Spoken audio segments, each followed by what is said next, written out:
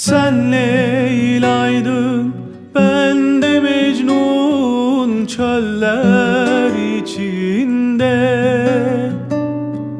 Sen alevdin, ben de rüzgar küller içinde. Gel de bir gör şu halimi kullar içinde.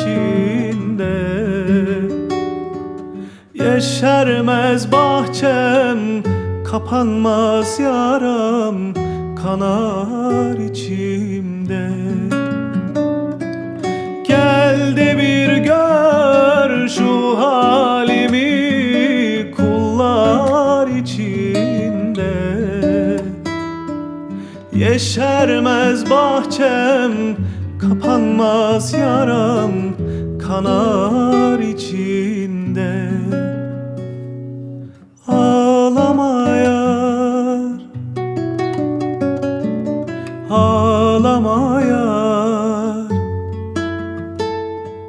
Bir gün gelir bu hasretlik biter, döneceğim ağlama. Bekle beni ağlama. Ağlama yar, ağlama yar. Bir gün gelir bu hasretlik biter, döneceğim ağlama. Bekle beni ağlama.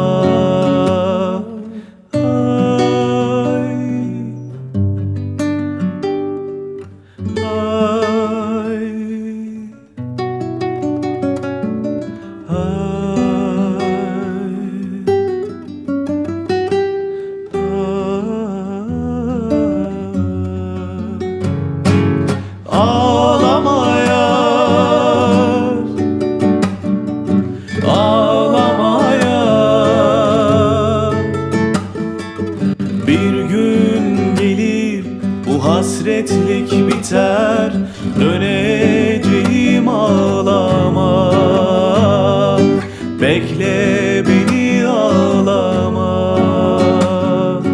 Ağlama yar, ağlama yar. Bir gün gelir bu hasretlik biter, döner